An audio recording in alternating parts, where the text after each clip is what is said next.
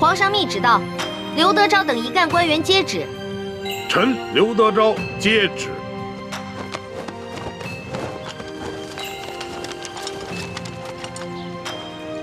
奉天承运，皇帝诏曰：着龙3为钦差大臣，在查办枢总兵遇刺案之时，监督查访山西赈灾之详情，以及地方官员之官风政绩，如实禀报，不得有误。吾皇万岁万岁万万岁！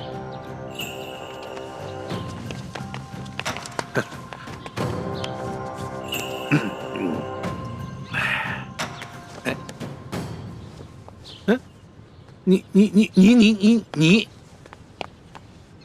刘大人，这皇上的密旨可都听到了。这临出宫前啊，皇上再三叮嘱，一定要详查山西的赈灾详情，以及地方官员的官风政绩。那就有了各位大人多多配合了。哎呀，龙大人您就放心，我等自当竭尽全力的配合龙大人。龙大人这一路实在是辛苦了。这枢总兵的府邸的位置这么偏僻，而且呢，设施呢又这么简陋，实在是委屈龙大人了。龙大人是这样啊，如果龙大人您不嫌弃的话啊，毕府呢有一个小小的别院，而且环境十分之优雅，出行呢十分之便利。大人可否考虑移驾到小院暂住啊？多谢刘大人的美意。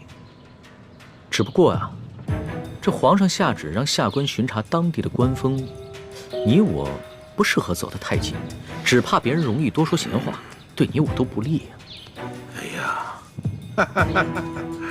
哎呀，龙大人，你看你啊，自京城远道而来，那是翻山越岭啊，太辛苦龙大人了。你看啊，你既然到了这里，那怎么着也得让我们这些地方的同僚尽一尽地主之谊吧。主子，咱们这几天在舒府，天天粗茶淡饭，嘴里都淡出鸟来了，不如就看看这刘大人有什么好东西招待我们。鸟的，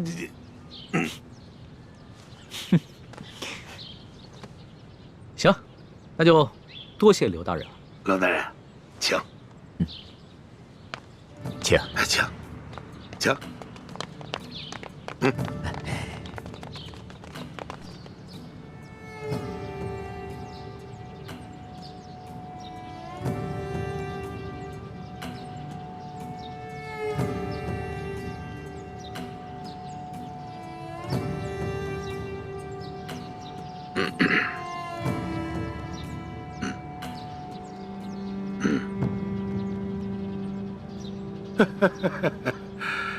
哎呀，龙大人啊，能够来此与我们这帮地方同僚小叙，实乃是我等荣幸之至啊！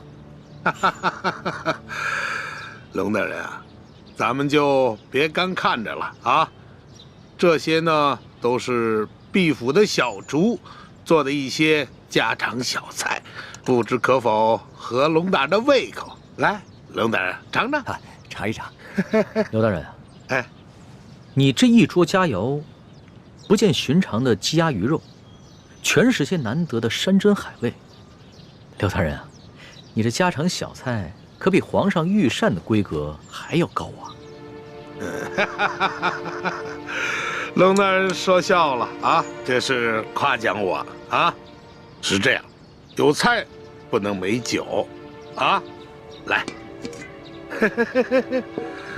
龙大人，尝一尝，这可是来，自西域而来的葡萄酒，冰镇之后口感更佳。来，尝一尝。来，二位你们也随意。外面赤日炎炎，焦土千里，没想到刘大人府上还有这冰镇的葡萄美酒啊！不怕龙大人笑话，本府呢体胖怕热，故而呢在这家中多挖了几口冰窖，每到隆冬之时呢，就会大量的取些冰块，以度炎夏。刘大人，会享福。此次山西等省大旱，这皇上啊，在紫禁城里是食不下咽，寝不安枕，麻衣素食1个月之久，还赐龙血抄佛经，这才求得一场甘霖。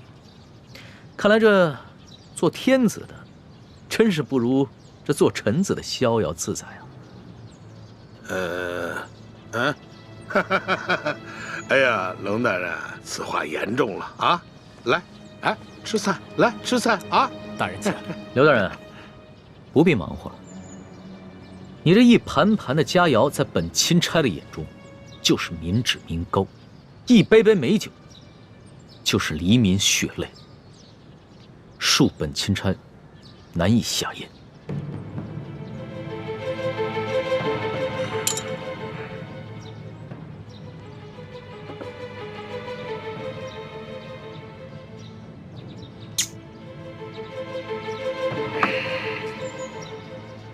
龙大人果然是忧国忧民呐，让我等十分惭愧啊！你有什么话，不妨直说，我等洗耳恭听。刘大人，咱们也不必拐弯抹角了。你我已算是心照不宣，我只要求刘大人做好3件事情。不知哪3件？第一，放了王13等人，还有那日你在你小舅子园外抓捕的那些灾民，全部无罪释放，并加以赔偿。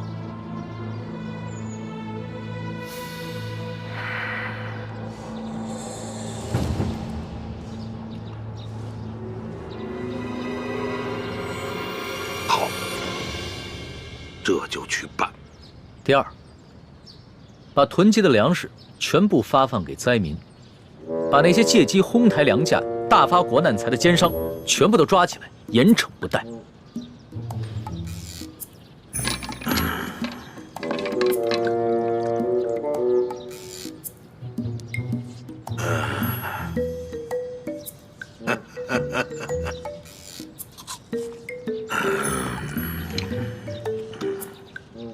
好，这就去办。第三，交出赈灾银两的账目，并打开银库，让本钦差一一核查清楚。若有短缺，你等自行想办法补上，然后再跟本钦差一起，把这些银两发放给灾民。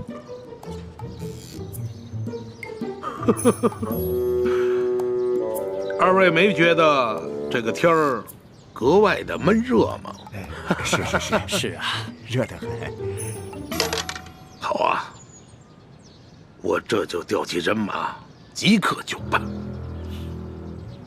刘大人啊，你可不要敷衍本钦差啊！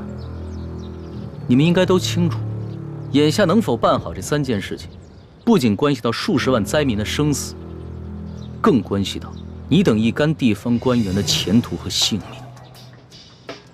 命。本府明白。行，那本钦差就告辞了。宋大人，不必了。诸位大人，留在这儿，继续享用这些美酒佳肴吧，别浪费了。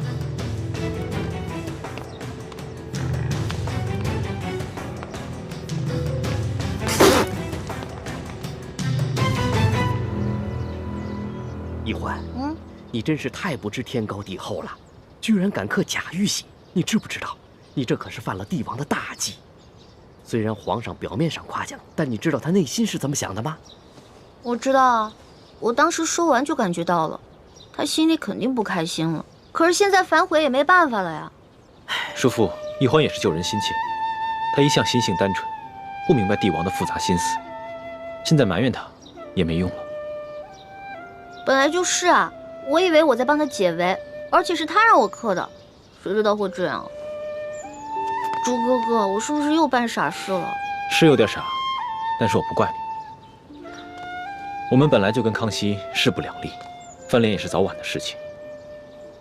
好在眼下他跟我们还算是同一条船上的人，就算是对我们起了防备之心，也只能暂时和我们维持眼下的关系。你不必过于自责。从小到大你都这么包容我。哎，你呀，我早晚得死在你们两兄妹手里。哎，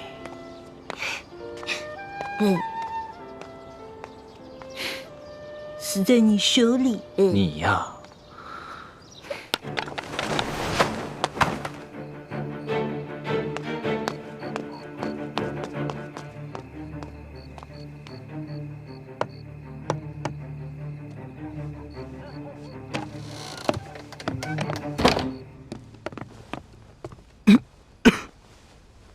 都是因为那夜我下手太重，要不我先用内力替你疗伤。多谢前辈，不必了。刘德昭一直怀疑他身边有了奸细，只是还没怀疑到我身上，所以我不能耽搁太久。是不是刘德昭他们又有新举动了？今天钦差大人直接来了府衙，还亮出了皇上的密旨，把刘德昭他们吓了个半死。钦差大人走后，刘德昭便召集了他那几个心腹的官员和府上，一起商量对策。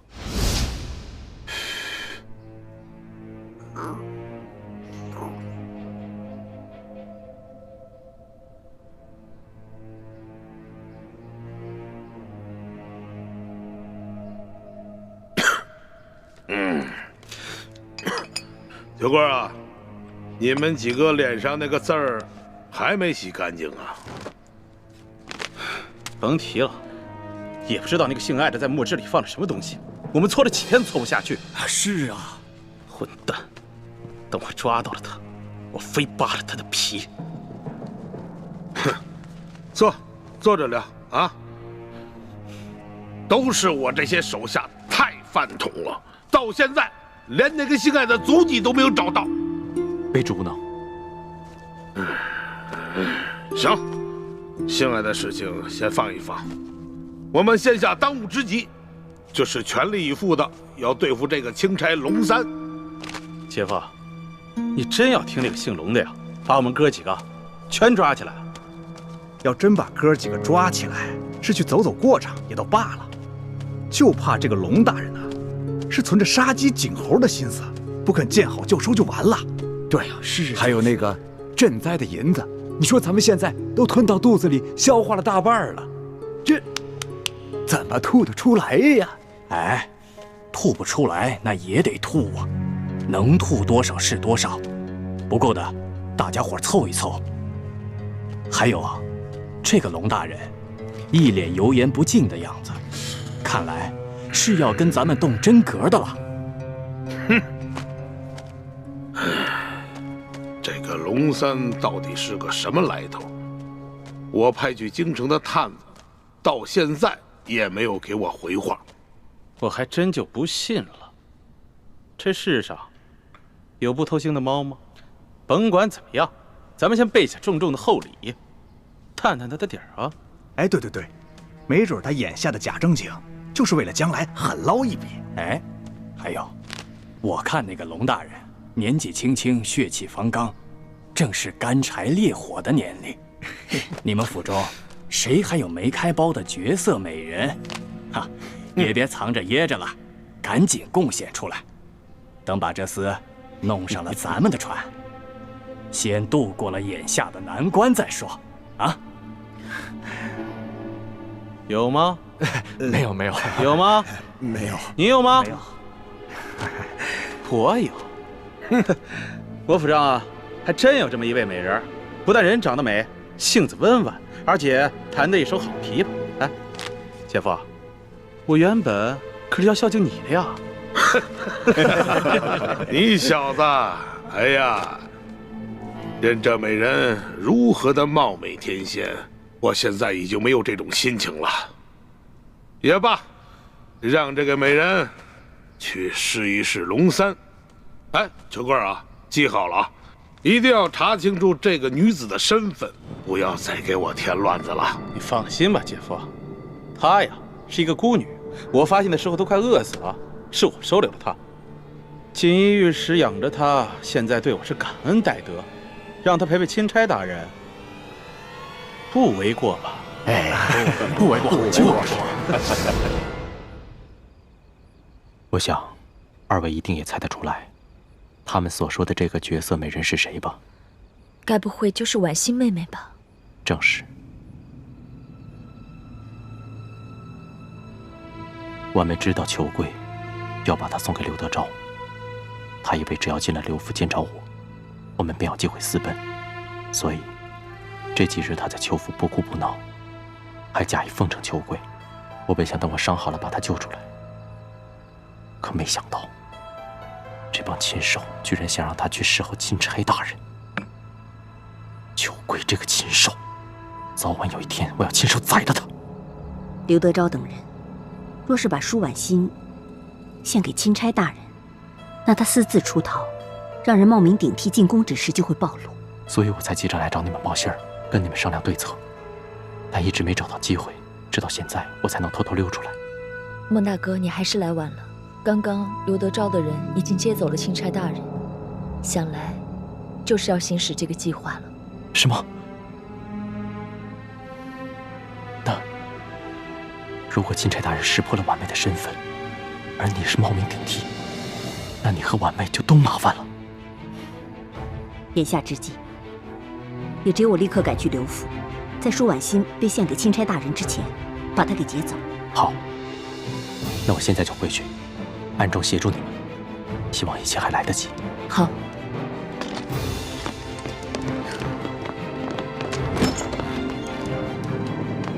我走了。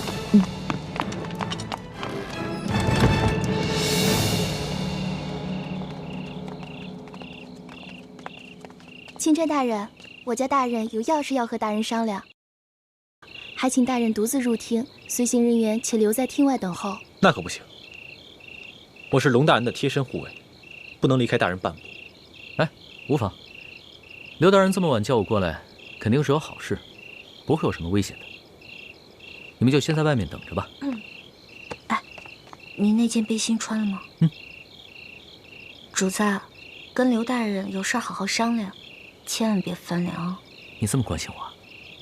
哎呀，我知道了，现在还不是翻脸的时候。大人这边走。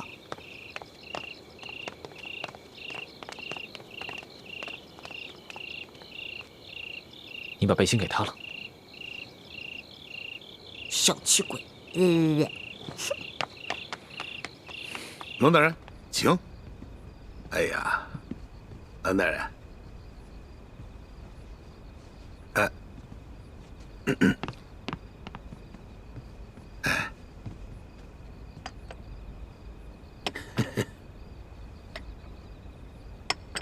赶紧赶紧。是。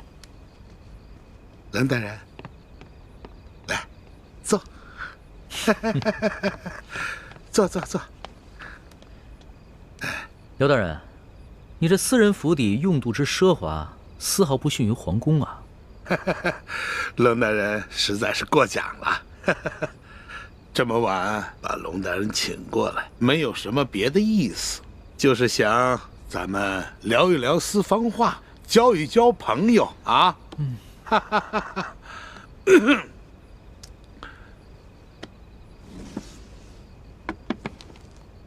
龙大人啊，这下面这一层的金银珠宝，是本地的同僚一点小小的心意。这上面的10万的银票，是本地的商户们孝敬龙大人的，一点点小意思，还请龙大人能够笑纳。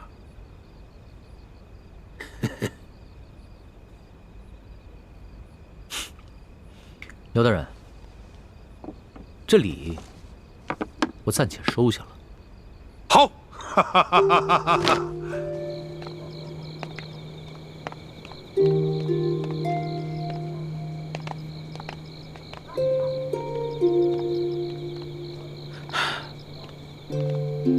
万姑娘，等一下见了钦差大人，你可要好生服侍啊。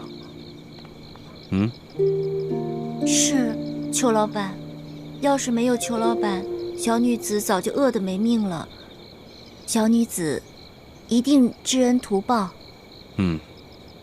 好啊，走吧。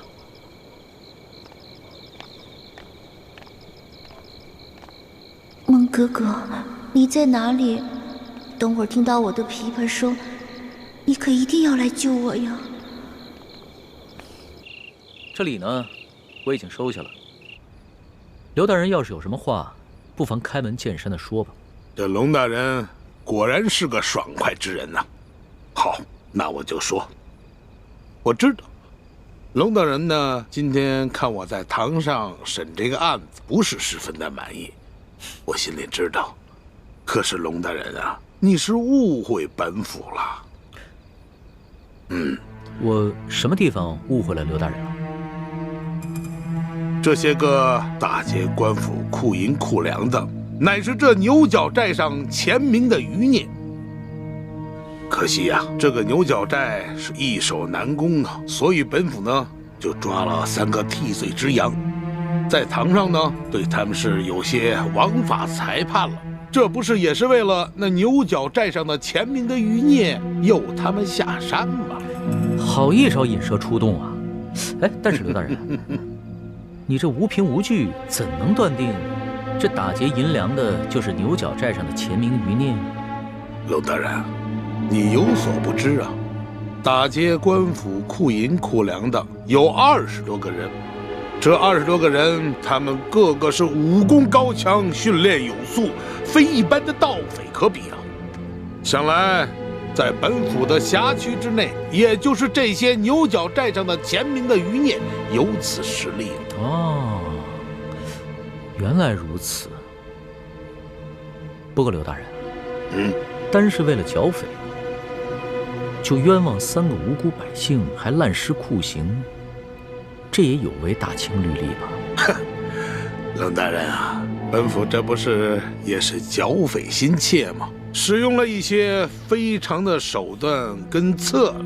我知道啊，龙大人呢，你有些疑义，可是我不是也按照龙大人的吩咐，把这3个百姓给放了吗？啊，还有前些日子在裘过的庄园抓了几个闹事的灾民，不是也一律都给放了吗？不瞒你说呀，本府还赔了不少的银两。哈哈哈，龙大人啊，这样说来，您所交派本府的第1件事，算是办妥了吧？那另外2件呢？哎呀，这第2件嘛，粮食可以放，但是不能发放过多。多少呢？咱们就意思意思，能够让龙大人回去交差就可以了。至于那几个粮商嘛，他们一个个的跟本地的官员那是有着盘根错节的关系。龙大人啊，我看最好还是不要抓了。那赈灾银两，不瞒龙大人说呀，山西这些年那是天灾不断呐，府库的银子早已经是入不敷出了。这朝廷下拨的银子啊，根本就是不够啊。有一点银子呢，也就填了往年的亏空了啊。就比如说吧，如果说按照朝廷的规定，每一个灾民发2两银子，每隔10里打一口深井，我的龙大人，银子根本不够使。所以我说呀，龙大人，你看这样好不好啊？您呢，睁一只眼闭一只眼，咱们每个灾民给1两银子，每隔30里打一口深井，这样你我咱们都好交差了。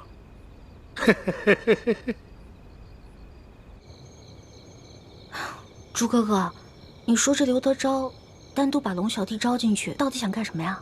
还能干什么？肯定是利诱啊！这些蠢货，如果知道他们正在收买的钦差大人就是当今皇上，肯定会吓得屁滚尿流。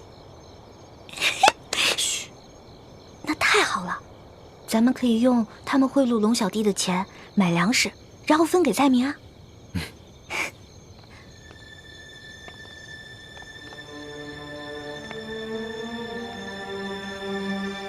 糟了，倾城，他怎么来了？她不是薛姐姐，她是舒婉欣。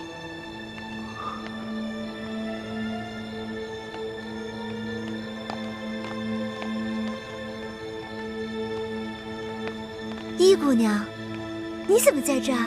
你这几天怎么样啊？我挺好的，有劳易姑娘挂心了。你们不是那个外地客商的仆从吗？怎么会在这儿啊？啊，我们就是钦差大人的随从。啊？哎呦，那小的我真是有眼不识泰山了。前面的事儿，多有得罪啊！二位多担待。这位姑娘，在淮阳村的事儿，那是个误会啊，真的是误会。这位姑娘就是你们在淮阳村抢走的那位吧？哪能啊！万苏姑娘，那我一直是礼敬有加，半丁点我也不敢亏待呀。你要不信，你问她自己。哦，裘老板对我一直很好。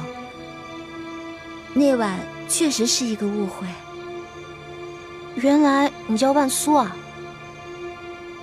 万苏，舒婉欣。原来你是把名字倒过来说了。果然聪明。那万姑娘，你现在是？我现在，裘老板让我。是这么回事。巡抚大人呢，在里面呢。万姑娘弹得一手好琵琶，我就让她进府给巡抚大人弹几首小曲儿。二位，咱们回见啊。万姑娘，请。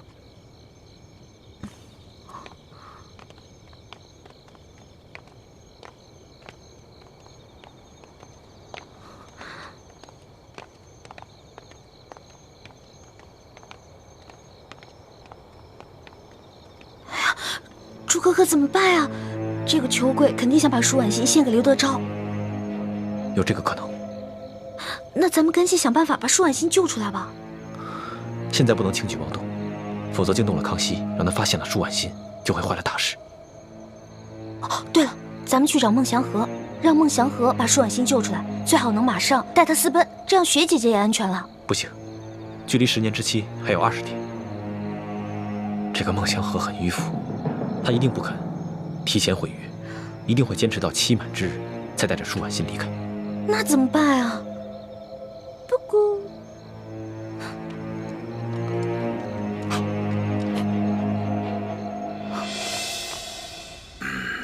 龙大人可否给一句话呀？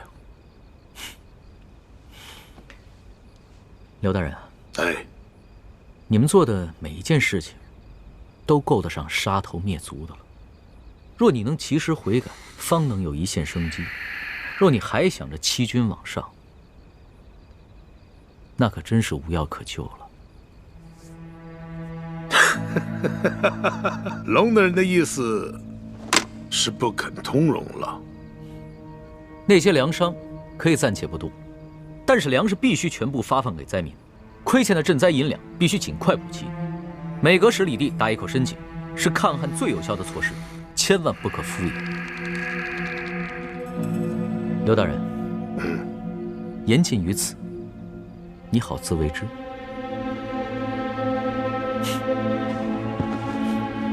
慢！什么？他们让舒婉欣去色诱钦差大人？不行，我得劝主子赶紧回府，不能让他跟舒婉欣见到。且慢，易姑娘不可冲动。刘德昭早有2手准备，如果钦差大人不上钩，他便会马上翻脸杀了钦差，然后再嫁祸给牛角寨上的那些人。我们刚刚悄悄观察了一下，发现这府中已经埋伏了上百名好手，而府外还埋伏了几百甲兵。那怎么办啊？为今之计，既不能让钦差大人见到舒婉欣，也不能让那个刘德昭翻脸，那么就只剩下一个办法了。哎呀，龙大人啊，本府没有别的意思，就是呢，我现在还有一个特殊的礼物要进献给龙大人。什么特殊的礼物？这个礼物啊十分特殊，在我另外一个小院之中，叫逍遥阁。来人呐！老爷，带龙大人去逍遥阁。嘿嘿，哎，大人请。哎，龙大人，哼，还是没有别的意思。给大人拿着。是。龙大人，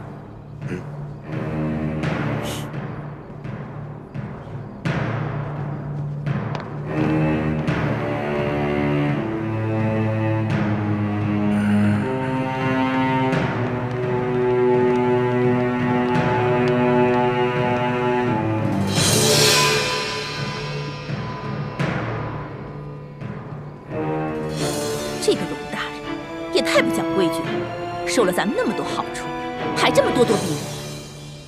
秋桂啊，看来下面就要指望你送的这个美人儿收服这个龙大人了。放心吧，老爷，弟弟这次挑的美人呐，可是绝色美人，就等着龙大人上钩了。只要咱们抓住了他的把柄，看他装什么假正经。可是就是怕他不咬钩啊！怕！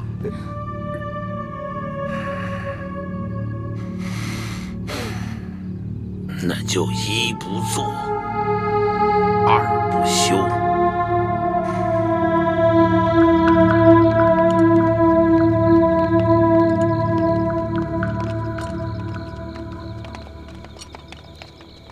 来，易欢呢？啊，易欢晚上不知道吃坏了什么东西，我让他回舒府了。你先去前面等我。是。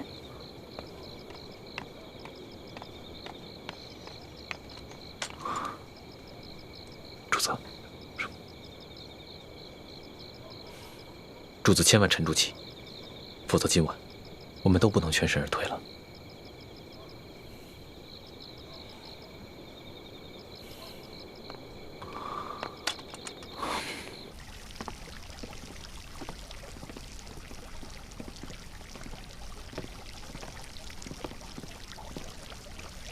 万姑娘，钦差大人随后就到，你可要小心伺候啊。放心吧，裘老板。如今小女子已经没有了依靠，也想着能讨钦差大人欢心，谋个出路。万姑娘色艺双绝，我相信钦差大人一定会对你动心的。你先准备一下。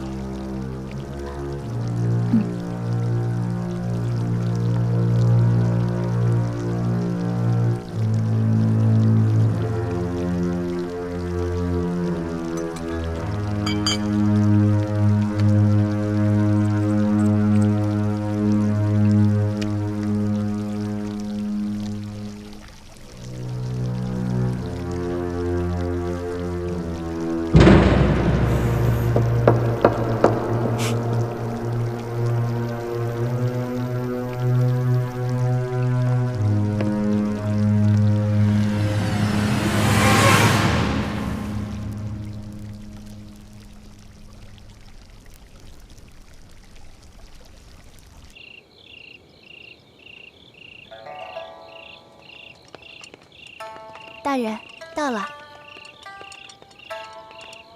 龙大人，这就是逍遥阁了。这逍遥阁建的还真是别致，这琵琶弹得更是动人。本官还从没听过这么美妙的曲子。这逍遥阁内的布置啊，更是别致。曾经有一位进城来的姓张的大人，他一连在阁内住了1个月，都不想出来了呢。这么说，这个逍遥阁是一个能让人乐不思蜀的温柔乡啊。我家大人为龙大人准备的礼物就在阁中，还请龙大人独自一人进屋领取。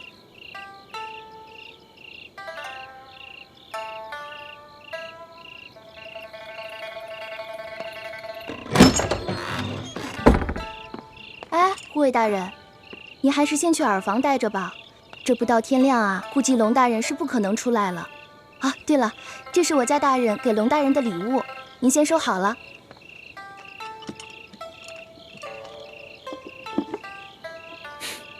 护卫大人，这边请。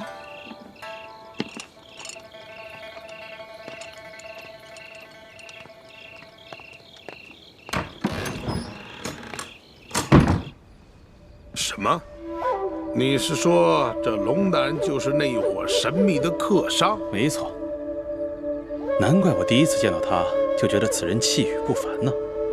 杨参将跟他发生冲突，我还帮忙拦着来着。也就是说，这个杨八总是被这龙大人一伙所杀了，应该是错不了。其他人没这么大本事，更没这么大胆子。淮阳村那10余个不肯搬迁的刁民，也是被他们藏起来了。老爷，我看这个龙大人不怀好意呀。如果说我们连这美人计都失效的话，那看来我们只有是铤而走险了。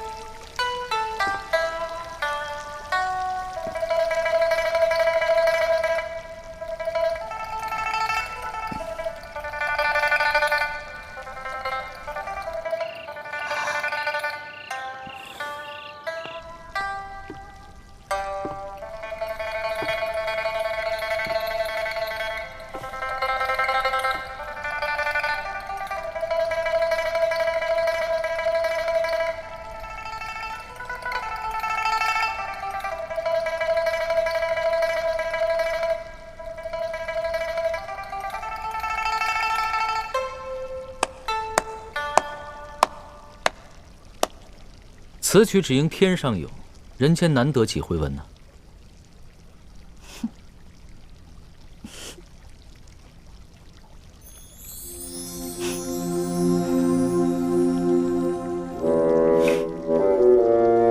老大，你怎么是你啊？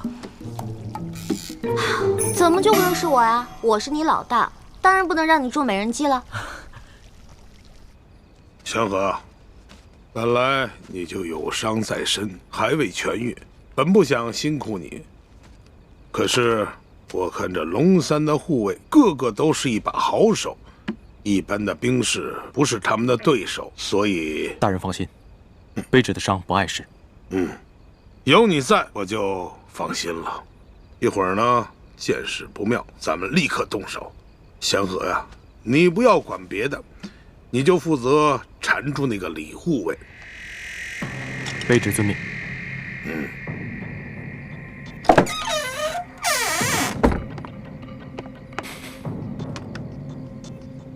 老爷，龙大人已经进了逍遥阁了。听到里面有什么动静吗？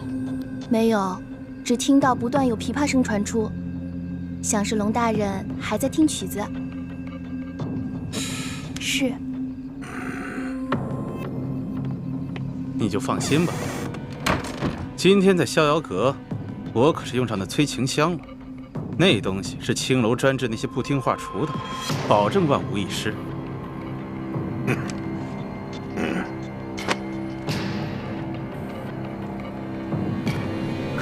老大，我还是第一次看你打扮成这个样子。平时吧，就知道你刁钻古怪，没想到你还有这么温柔妩媚的一面。嘘，小点声，小心隔墙有耳。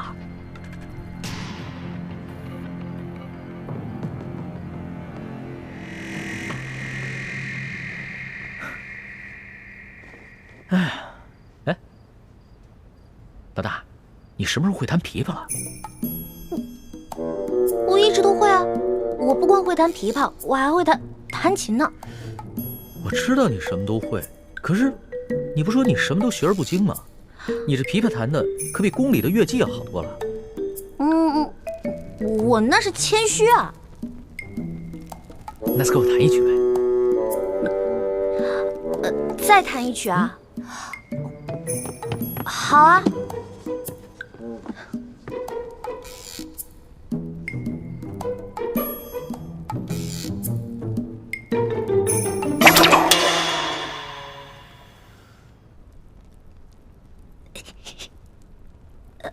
哎呀，你看，这个弦断了，弹不了了。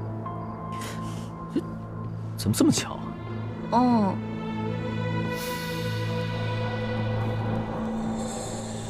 老大，那刘德昭给我准备的美人呢？别找了，被我迷晕了，藏起来了。藏哪儿去了？哎，刘德昭准备的一定是一个倾国倾城的大美女，你让我瞅瞅呗。不行不行，我不能让你见到她。为什么呀？老大，你是不是吃醋了？我怎么可能会吃醋呢？我知道，你平时就是个色狼，但这个时候你千万不能乱了分寸。你要是被色了，那你一世英名就被毁了。我怎么平时就是个色狼啊？我要真是色狼的话，早就把你给吃了。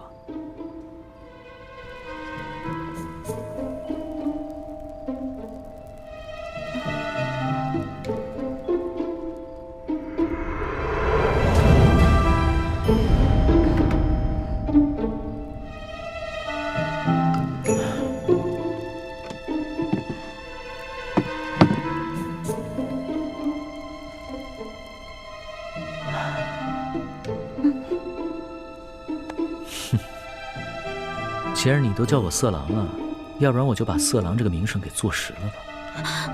干什么呢？你这是咸猪手，不，咸龙爪，离我远点。什么？强效催情香？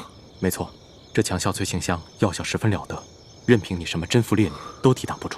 你手上可有解药？没有。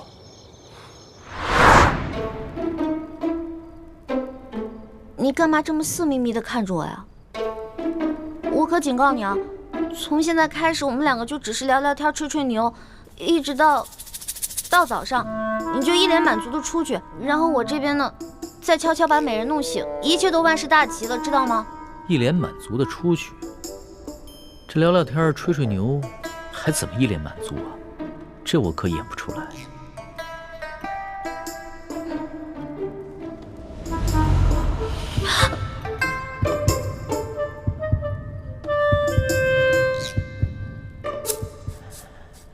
老大，你身上好香啊！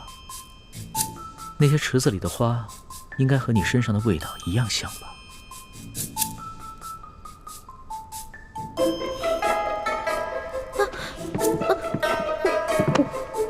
你干什么呀？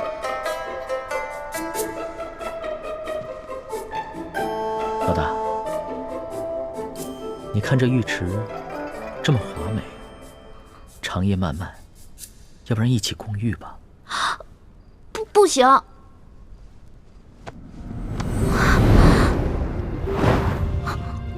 为什么不行？你是我老大，我是你小弟，我们都可以同生共死，同甘共苦，一起共个浴又怎么了？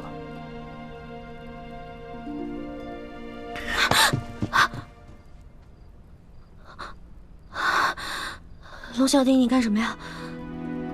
外面都是人，如果看到的话，看到咱俩就完了。刘府里的人都已经避开了，没有人会发现。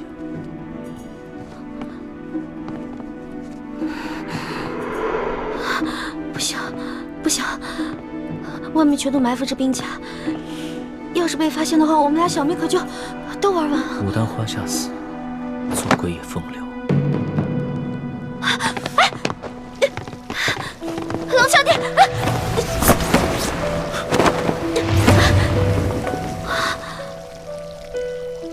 想不到这个钦差大人原来也是个色鬼，还好是一环妹妹身手好，要是换了我，就只能以死来保全清白了，真难为一环妹妹。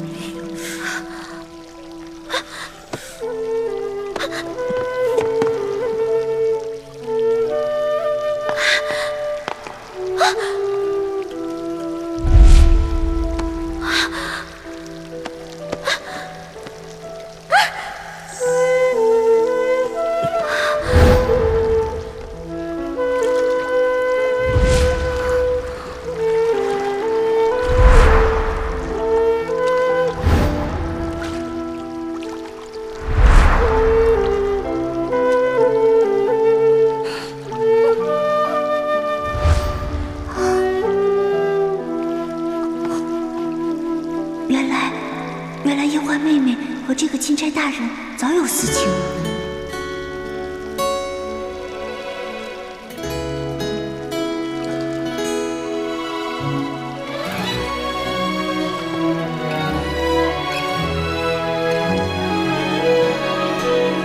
春秋两岸，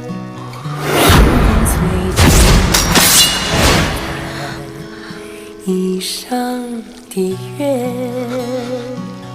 将心留于人世间，受我乾坤。这强效催情香药效十分了得，任凭你什么贞妇烈女都抵挡不住。你手上可有解药？没有。不过，裘贵好像说了一嘴，要破此香，最有效的方式是痛。痛？没错，痛。待他们药效发作了，你趁机潜进去，用重手法电他们几处最生痛的穴道。如此，他们应该可以清醒。好。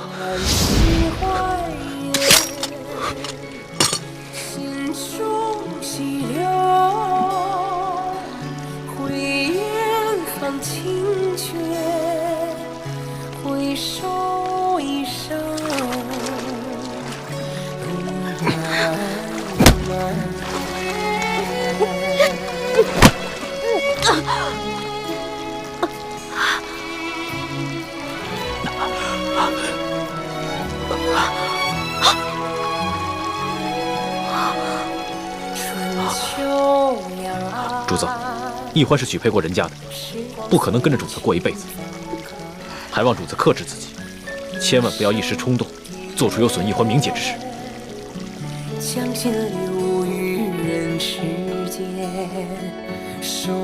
大人，卑职听到阁中不断传来调笑之声，还有追逐嬉戏声，后来还有落入浴池的溪水声，还有女子呼痛的娇呼之声。看来龙大人兴致很高。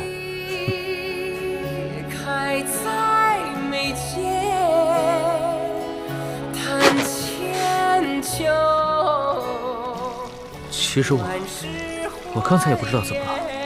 你别再说话了，我们觉得刚才什么都没有发生过。刘德昭在这香炉里放了催情香，你们刚才都中招了。催情香？难怪我刚才只觉得意识模糊，怎么也控制不住自己。我一时之间寻不到解药，只能用重手法点了你们几处痛穴，刺激你们清醒过来。还请主子恕罪。这次多亏了你及时赶到，不然易欢将来只怕会恨我一辈子。欢妹，你刚才也中了催情香，才会乱了神智，我不怪你。但是你要记住，你可是有夫之妇，千万不要做出玷污我们李家门楣之事，否则我永远不会原谅你的。你更不要害主子落下一个夺人之妻的恶名，有损他的威严。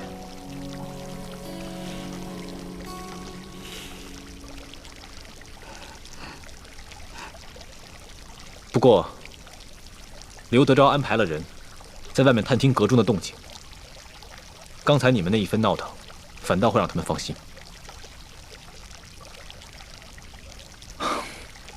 你们现在都已经清醒了。我也得赶紧离开了，免得被他们发现，坏了大事。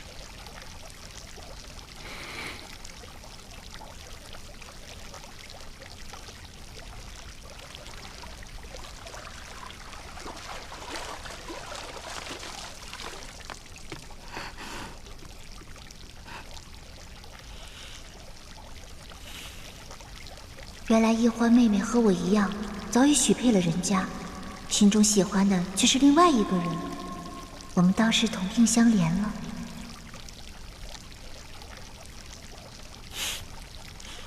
你现在的样子，哪里还像我的老大？你不说话，没人把你当哑巴。若是不说话的话，岂不更尴尬？其实，就算刚才发生了什么，也没事，大不了你先退婚，然后再嫁给我。呸呸呸！狗嘴里吐不出象牙。老大，龙嘴里自然吐不出象牙，只能吐出龙涎。我说的都是认真的，你不妨再考虑考虑。你要再胡说，我不理你了。好，那咱们说点正经的。李建清真的是你哥哥吗？他当然是我哥哥。你问这个干嘛？亲哥哥。亲哥哥，如假包换。可是他刚才看见我们在水里那样，他的神情反应很不对劲。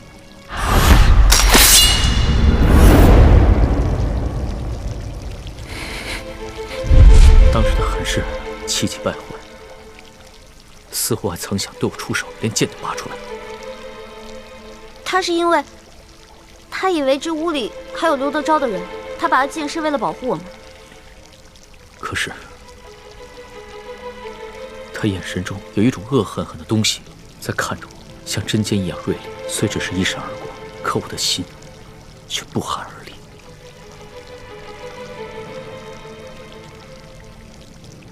原来龙小弟，你也有这么胆小的时候啊？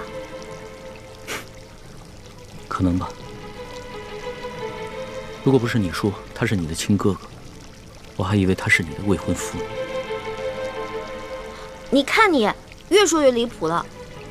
他和我未婚夫从小一起长大，他肯定不愿意看到我在成亲之前出什么意外。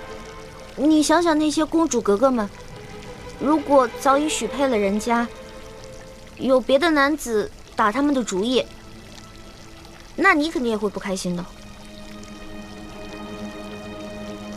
可能是我想多了吧。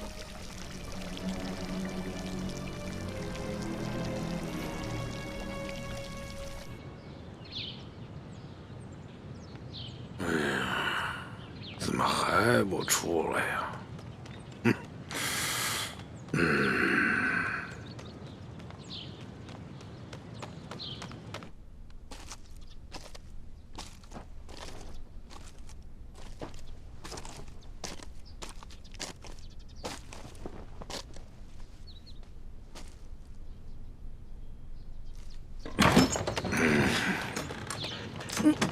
哎，哎呀，龙大人真是春风满面呀！啊，哎，对于下官送的礼物，可还满意呀？挺好，有劳刘大人了。那就好。哎，龙大人，那就随本府到我书房，咱们把那个事情再重新的。不用在意了，就按照你说的安排吧。多谢龙大人。不过，这本钦差啊，毕竟是来视察官风的。眼下灾民闹事不断，又有这牛角寨的乱党在远处盯着，这本钦差啊，也不宜常来你府上见万姑娘，不是？是。所以啊，要不然你把这万姑娘安排到府外的一个地方住着，等本钦差回来京城以后，你再悄悄地把人送到京城，到时候我再纳她为妾，那不就免人口舌了吗？明白，本官明白。龙大人放心，我一定把此事给你办的是妥妥帖帖啊！此事简单，大人，我先在城东置办一所宅院，然后把万姑娘安置在那里。大人只要有空，就可以悄悄去会万姑娘。等到大人回京之后，我亲自护送万姑娘进京，如此一来，可保万无一失。刘大人，这裘老板做事极为妥帖啊！啊，我平时调教的好。主子，咱们先回书府吧。那先行告辞了。宋龙大人。哎，哎呀，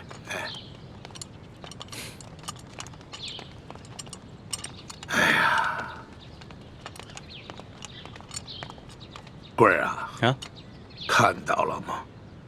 原来此人的弱点是好色呀。亏了你那儿有一个美人万苏，否则这一关真的难过呀。事不宜迟，我先给他置办宅院，再送几个丫鬟给他。这件事儿就算是大功告成了。哎，然后让孟祥和把万苏姑娘赶紧送过去。不瞒你说呀，我是真没想到啊，这万苏姑娘如此厉害，就一晚上就把这个龙三这个假正经让他现了原形了。撤！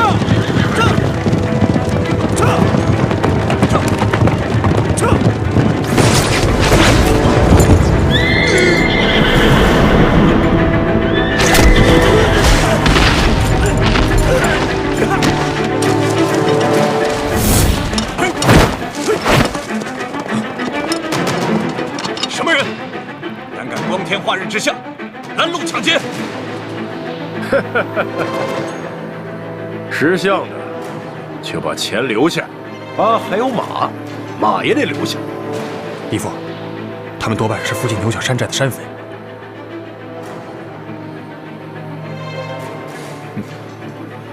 各位好汉，我们这随身携带的钱财物品可以留下来作为买路钱，不过因为我有要事在身，需要马匹赶路，可不可以把马留给我？还请高抬贵手。哼，讨价还价，好啊！你们今天要是不把马留下，老子让你们命都留下！哎，各位兄弟，有话好说吗？既然这样，那马就留给大家，钱财马匹都留给你们，放我一条生路。哼！怎么了？你不是说好了只要钱财吗？大三，给我出！拦住他们！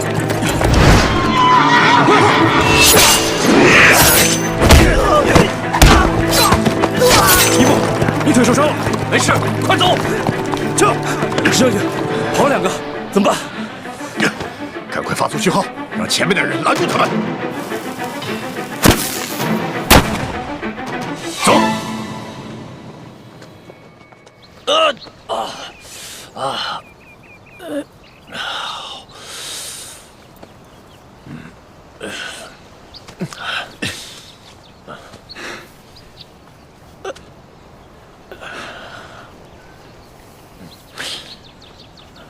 义父，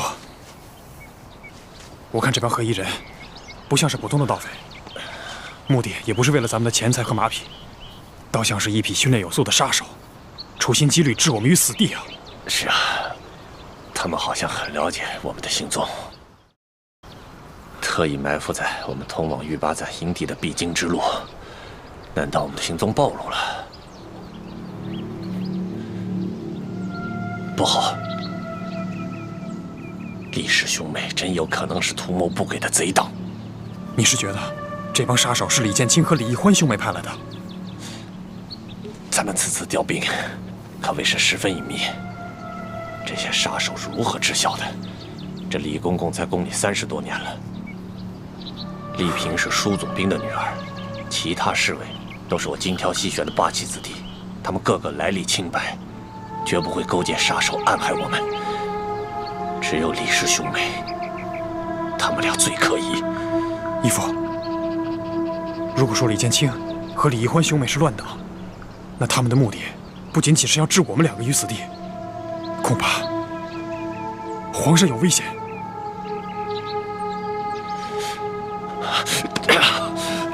都怪我！我不该听皇上的，什么还要去调兵？我应该死谏皇上，让他赶快回京才对。现在也没有办法，那我们该继续调兵，还是回去见皇上？他们跑不了太远，快跟上！不好，我们快跑！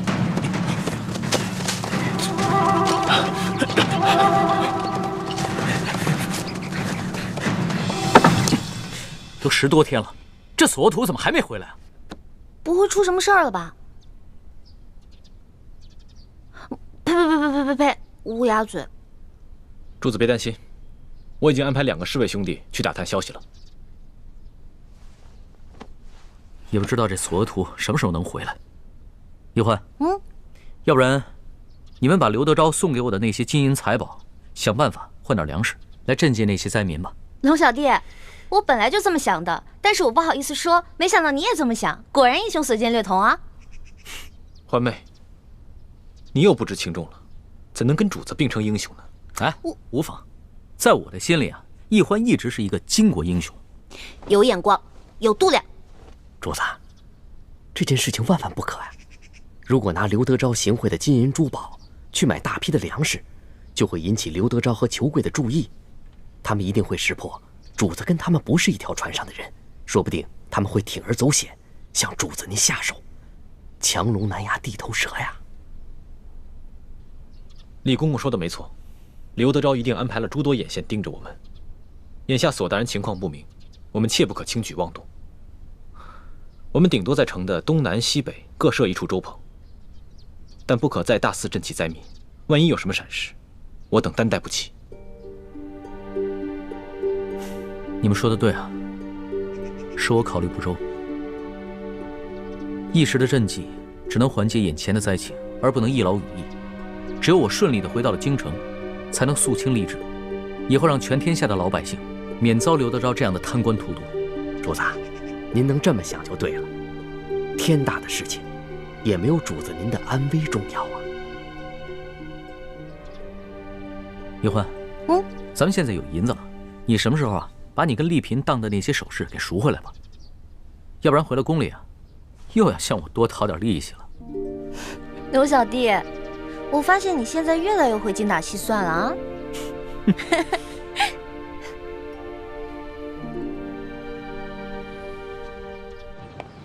裘贵啊，这龙三那里现在有什么异常啊？没有，他就是在城里多设了几处粥棚，然后12个时辰不间断的施粥。哼，此人果然是一个卖直取中之辈啊！哼，还真会收买人心。哎，万苏那里他现在去的勤吗？哈，勤着呢，每晚都要去2个时辰。只不过他不在那里留宿，最多每天3更他就离开了，而且每次去的时候都是先穿着便装走后门。他跟万苏幽会的时候，除了那一个丫鬟，就是李护卫，其他的人也近不了身呢。看来此人是一个小心谨慎之人，难怪这年纪轻轻就可以爬到如此高的位置，还受到了皇上的宠信，做到了钦差，后生可畏啊！有什么后生可畏的呀？他现在是财色兼收消停，想想他当初拿枪做事的样子，我就恶心。哼，恶心，恶心什么呀？如果这个龙三他不好色的话，我们拿他还真没办法。哼。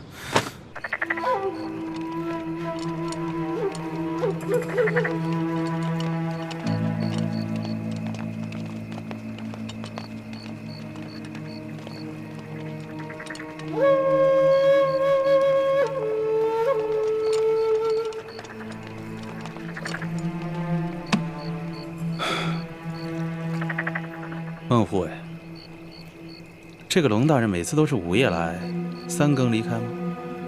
是的，舅老爷。大人这心里还是有些不踏实啊。他一天不离开太原，咱们就一天不能放松警惕。你还是要盯紧了。